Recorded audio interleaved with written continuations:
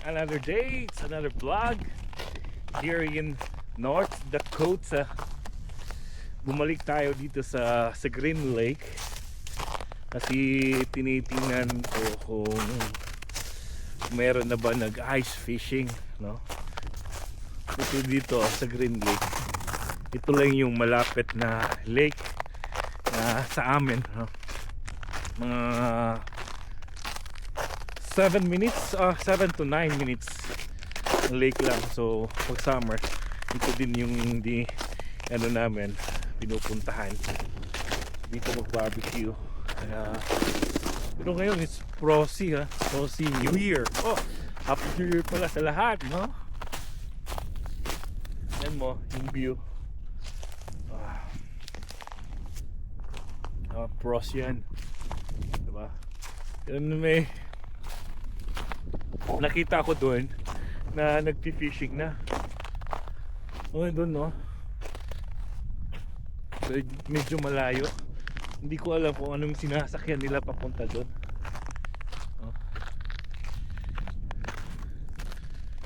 Oh. Ito lang, check natin. Pros na talaga yung lake, man. Kita nyo, oh. See? Bakit? Pros na yan. At saka sa likod ko, yan, pros na din. Yung mga trees, tingnan mo, parang dahon nila puti, pero pros yan. Snow yan.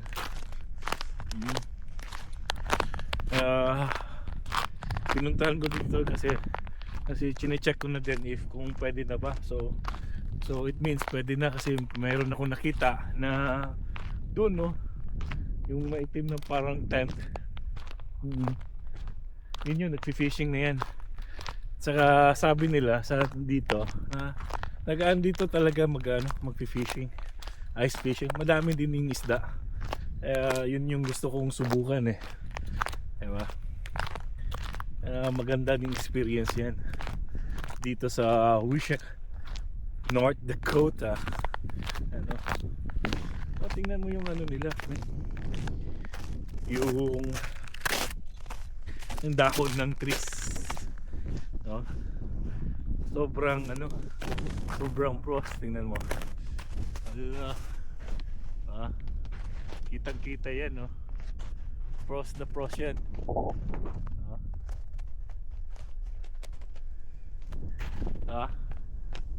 Ganda, oh. Oh, ayos yan.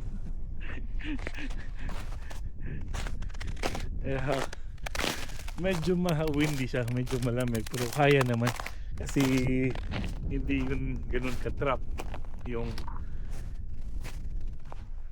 temperature niya.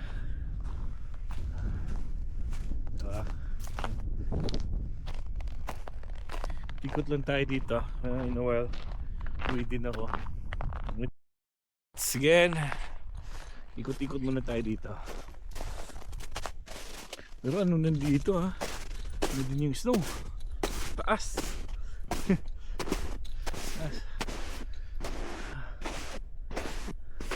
So, yung dito malapit sa Wishek, no? Pwede na tayo mag ice fishing. Kaya let's go na. Enjoy na natin yung weather dito, yung winter fishing. Alright, first time ko yan, and iba-vlog ko talaga yan kung makakuha tayo ng ng isda sa winter. Oh, see? Pero man, tingnan yung paligid dito. Icy na icy. Woo! Sabi. So check din natin yung isang site doon kung okay ba din. Alright, let's go. Tara. Yun din yung isang lake dito na site din na puntahan natin, check natin. Kita niyo sa background, yan din yan.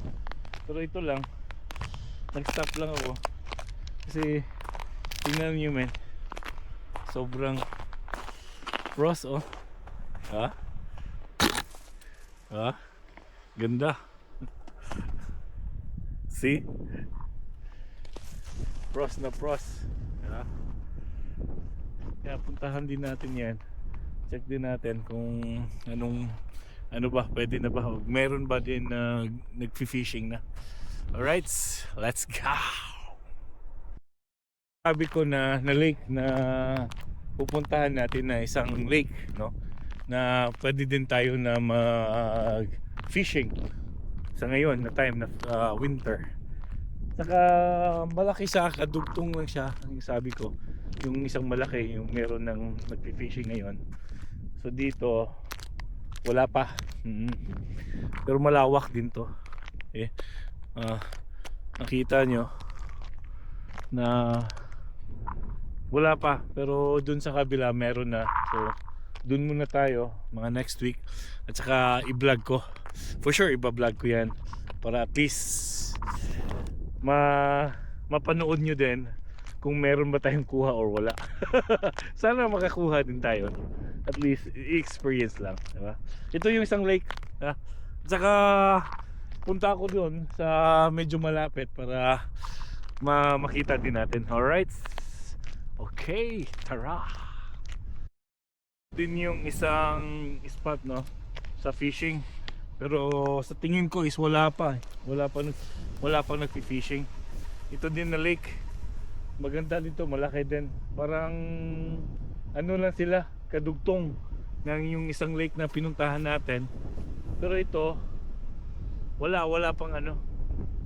Pero gusto ko talaga subukan na bumaba para makita, di ba? Pero yan na yellow na yan, makapal na. So, tingnan mo yung paligid ko, brother and sisters, di ba? Parang puting-puti na pros talaga. Oh, kahit tingnan mo yung kilometer per hour, yung ano, miles per hour na speed limit, ka-snow na, di ba? So anyways, highways. Tsaka dito na ako magtatapos sa vlog na ito, no? And Happy New Year everyone. Sana po blessed tayo lahat. At saka good health for everybody. Alright? Kaya miaway mo extend ka, sir. Bless and love from North Dakota, USA. Sarah! Woo!